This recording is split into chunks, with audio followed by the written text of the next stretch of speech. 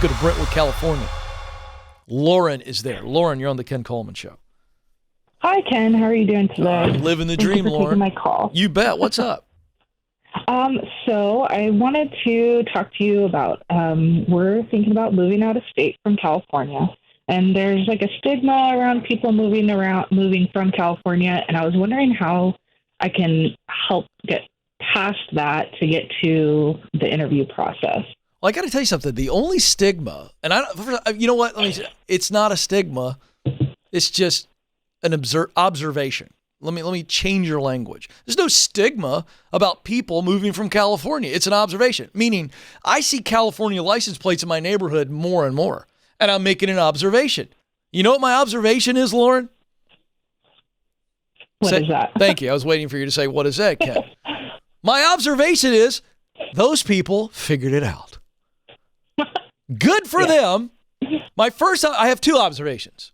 My first observation is good for them. They realize that the leaders of California are literally trying to dump that state into the ocean. It's like they're nosediving on purpose. And they're going, okay, great. They can't deal with it anymore. They want to be free. That's my true observation. My second observation is, gee, I hope they don't vote like everybody else there in California, because if you come to Tennessee and vote like Californians, you're going to screw this place up. That's my real observation. So there's no stigma. There's nothing for you to be worried about. Nobody's going to go, oh, Lauren's from California, so we can't hire her. Maybe it's just I went to school in the Midwest about 10 years ago now. And you grew up around people and hung out with people who judged people from the West Coast, right? Exactly. Well, that's a you problem. Are some Midwesterners going to look at you that way? Yeah, but what's the narrative? You're actually not a Californian. You're a Midwesterner. True or false? True. All right, then. So go, hey, we lived out there for a time. Say what Midwesterners you think they need to hear. But, no one's going to look at you and go, oh, you're a California fruit or nut, and we can't hire you. The reality is this is the hottest job market we've ever seen. So you control that narrative. Okay? Okay. Yeah. Doesn't matter where you're coming from. What matters is why you're coming to them. Right?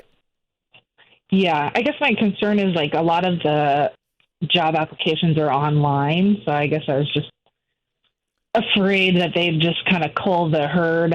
Well, that's happening. Well, location. That is not the case. Okay. They are going to base that on that artificial intelligence, and that software they're using is going to be about your resume, keywords in your resume, some of the answers that you give. And so you cannot rely on just submitting your resume cold and hoping it makes it through the lottery of artificial intelligence software sorting systems.